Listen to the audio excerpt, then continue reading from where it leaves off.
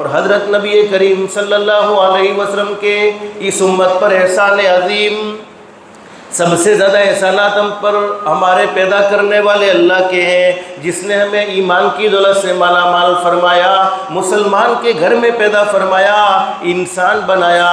لیکن اللہ کے احسانات کے بعد اگر آسمان کے نیچے اور زمین کے اوپر سب سے زیادہ ہم پر کسی کے احسانات ہیں تو ہمارے آقا حضرت محمد رسول اللہ صلی اللہ علیہ وسلم کے احسانات ہیں۔ یہ آنے والا مہینہ ربیع الاول کا مہینہ ہمارے آقا حضرت محمد رسول اللہ صلی اللہ علیہ وسلم ربیع الاول کے مہینے میں تشریف لائے۔ اللہ پاک نے ہمیں ہزاروں نعمتوں سے مالا مال فرمایا، بلکہ قرآن کریم کے ایک مقام پر اللہ فرماتے ہیں میرے بندو میں نے تمہیں اتنی نعمتیں عطا فرمائی ہے، ان تعدوا نعمت اللہ لا تحصوها، اگر تم ان نعمتوں کو گننا چاہو تو گن نہ سکو، شمار کرنا چاہو تو شمار نہ کر سکو۔ جیسے آسمان کا ایک ایک ستارہ اللہ کی نعمت ہے، کوئی ستاروں کو گننا چاہے تو نہیں گن سکتا ہے۔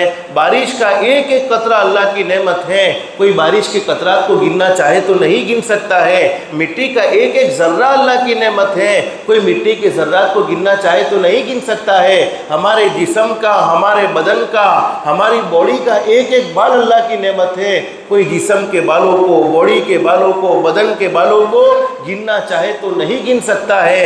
ہزاروں احسانات اللہ کے ہم پر ہیں، کروڑوں احسانات اللہ کے ہم پر ہیں، لیکن قرآن کریم کے ایک مقام پر اللہ فرماتے لَقَدْ مَنَّ اللَّهُ عَلَى الْمُؤْمِنِينَ إِذْ بَعَثَ فِيهِمْ رَسُولًا مِّنْ أَنفُسِهِمْ يَتْلُو عَلَيْهِمْ آيَاتِهِ وَيُزَكِّيهِمْ وَيُعَلِّمُهُمُ الْكِتَابَ وَالْحِكْمَةَ وَإِن كَانُوا مِن قَبْلُ لَفِي ضَلَالٍ مبین۔ اللہ فرماتے پکی بات لقد من اللہ، ہم نے احسان کیا۔ اللہ خود فرماتے میں نے احسان کا معاملہ کیا، مومنین پر خصوصی اور تمام کے تمام انسانوں پر عمومی احسان کا معاملہ کیا۔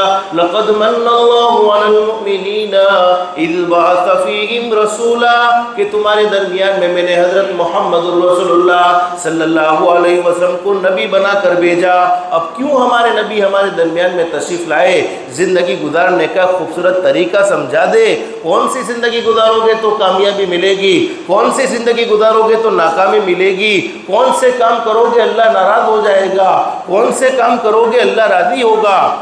فرمایا اذ بعث فیہم رسولا من انفسہم، اور انسانوں میں سے، تاکہ تم یہ نہ سمجھو کہ یہ تو فرشتہ ہے، فرشتے کی صفات تو بالکل الگ ہے۔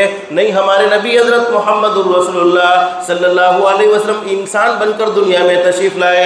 یتلو علیہم آیاتی، قرآن کریم کی آیاتیں ہمیں تلاوت کر کے سنائی، ویزکیہم، اور ہمارے دلوں کو گندگیوں سے پاک اور صاف کر دیا۔ اس لیے کہ حضرت نبی کریم صلی اللہ علیہ وسلم کے دنیا میں تشریف لانے سے پہلے لوگوں کا کیا حال تھا؟ دشمنیاں دلوں میں بھر چکی تھی، بلکہ ایک دوسرے کے خون کے پیاسے رہتے تھے، ایک دوسرے کو مارنے کی فراق میں رہتے تھے۔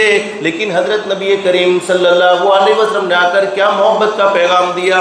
وہ لوگ جو کسی کا کھا کر بھی خوش نہیں ہوتے تھے، جو کسی کے کھا کر بھی کسی کا کھا کر بھی اطمینان سے نہیں بیٹھتے تھے، بلکہ بے چین اور بے قرار رہتے تھے، اور کسی سے لڑائی جھگڑا ہو جائے تو اس لڑائی جھگڑے کی دشمنیاں سال ہا سال تک رہتی تھی۔ بلکہ جب کسی سے لڑائی جھگڑا ہوتا، وصیت کرنے والا آدمی جب مرنے والا ہوتا، وصیت کر کے مرتا تھا فلانے خاندان سے ہماری لڑائی ہے، فلانے خاندان سے ہمارا جھگڑا ہے، تم ضرور اس سے بدلہ لینا۔ یعنی چھوٹی چھوٹی لڑائیاں سال ہا سال تک چلتی تھی، لیکن حضرت نبی کریم صلی اللہ علیہ وسلم نے دلوں کو ایسا پاک اور صاف فرما دیا کہ جو لوگ کسی کا کھا کر خوش نہیں ہوتے تھے، اب وہ کھلا کر خوش ہونے والے بن گئے۔ وَيُعَلِّمُهُمُ الْكِتَابَ وَالْحِكْمَةَ، اور کتاب و حکمت کی باتیں ہمارے سامنے واضح کر دی۔ تو میرے بھائیوں، اللہ کے احسانات کے بعد اگر سب سے بڑے احسانات ہم پر کسی کے ہیں، سب سے زیادہ کسی کے احسانات ہیں، تو حضرت اقدس نبی کریم صلی اللہ علیہ وسلم کے احسانات ہیں۔ اور قرآن کریم میں اللہ فرماتے وَإِن كَانُوا مِن قَبْلُ لَفِي ضَلَالٍ مُبِينٍ، اگر میرے محبوب تمہارے درمیان میں نہ ہوتے تو تم نے یقیناً جہنم کے راستے کو اختیار کر لیا تھا، گمراہی کے راستے کو اختیار کر لیا تھا، تم بہت بڑی گمراہی میں تھے، لیکن میرے محبوب نے آ کر تمہیں جنت والے راستے کی طرف رہبری فرما دی۔ اس سے بڑا احسان کیا ہو سکتا ہے؟ اور پوری زندگی اسی بات کی فکر میں گزری ہے میری امت کا ہر آدمی جنتی بن جائے، میری امت کا ہر آدمی کامیاب بن جائے، میری امت کا ہر آدمی اللہ کو راضی کرنے والا بن جائے، میری امت کا ہر آدمی اللہ کے ناراض کرنے والے کاموں سے دور ہو جائے۔ ہمیشہ ہمارے آقا حضرت محمد رسول اللہ صلی اللہ علیہ وسلم کی یہ فکر رہی ہے۔